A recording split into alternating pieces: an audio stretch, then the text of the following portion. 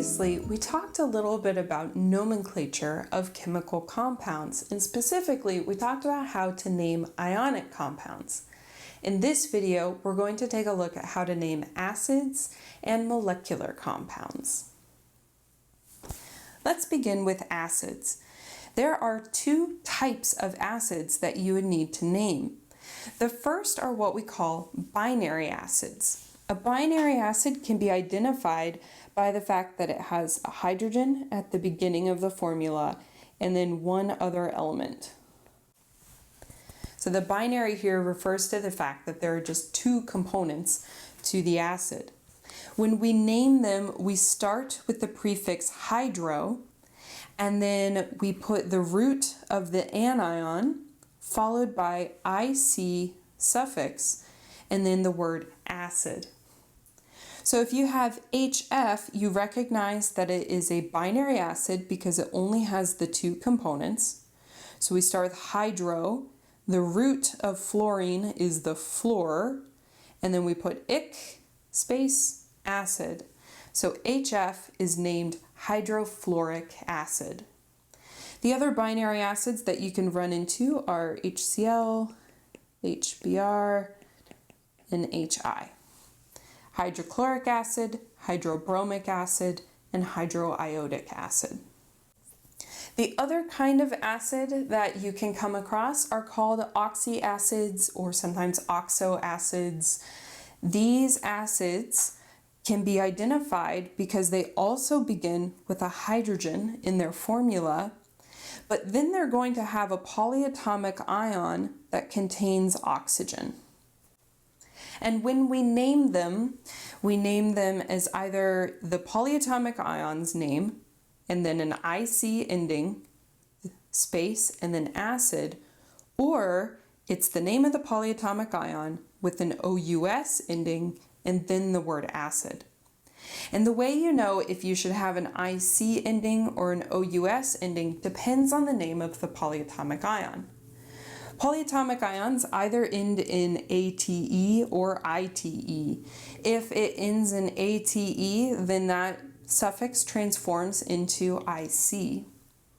If it ended in ITE, then the suffix transforms into OUS. The mnemonic that I use here is I ate something icky, right? So ate goes with ick, and then that means that ite goes with us. Examples would be if you have H2SO4, you recognize that it's an acid because it begins with a hydrogen. It's an oxoacid because the next component is a polyatomic ion that contains an oxygen.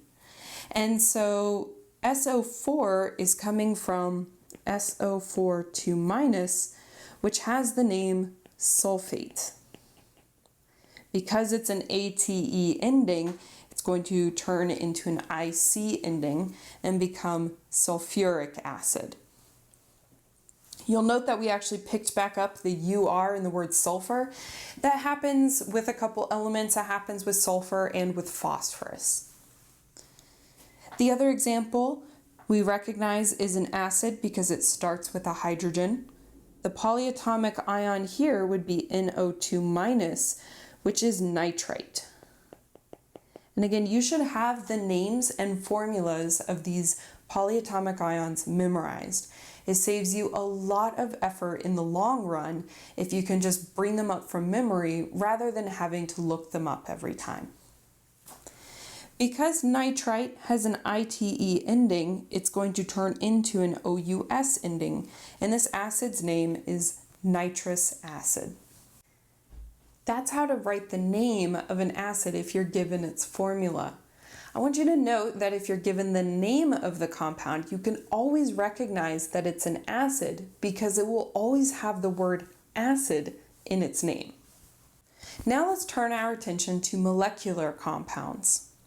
Molecular compounds are named in a fundamentally different way than either acids or ionic compounds. So one of the first things that you want to do if you're given a formula is make sure that you know which kind of compound it is. Because if you cannot identify the kind of compound, you're not going to be able to give it the correct name. When you have a molecular compound, that means that you have nonmetals. And the thing about nonmetals is that they can combine in different ratios. And they're different from ionic compounds because they're not taking on a charge. That means we can't use their charge or their position on the periodic table to tell us how many of them there are in the compound. So what we do instead is we're going to be using Greek prefixes to indicate the subscript for how many of each element are in the formula. A couple of notes about this: we don't use a prefix for the first element, but only if the subscript would be 1. We just say as default for the first element, if no prefix is given, you then assume that the subscript would be a 1. And then the other note is that if there is an A vowel at the end of a prefix, it's going to be dropped if it's followed by an O in the name of the element. So instead of writing decaoxide, you just say decoxide. You should memorize the prefixes for subscripts numbering 1 through 10. Here are examples. If you have 1 carbon and 2 oxygens, we do not give a prefix for the first carbon because its subscript is 1. We simply say carbon. And in the next element, we have 2 oxygens, so the prefix is di. And then the name of the oxygen, we put the root ox, and then we end with an IDE ending.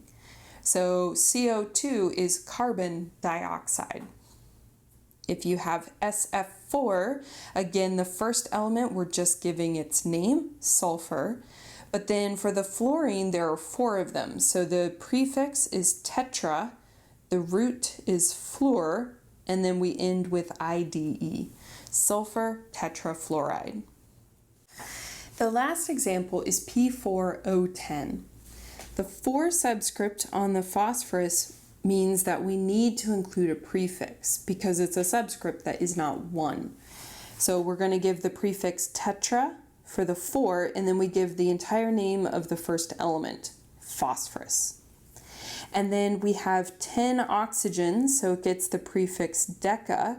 We drop the A at the end because it's followed by the O in oxide. This would be tetraphosphorus decoxide. When you're looking at molecular compounds, you can identify it's a molecular compound from the name because of the presence of these Greek prefixes. You would also be able to determine it's a molecular compound because all of the elements that are included in the name would be nonmetals. So those are the clues you want to look for in order to write the formula from the name of a molecular compound. And that's how you name acids and molecular compounds in chemistry.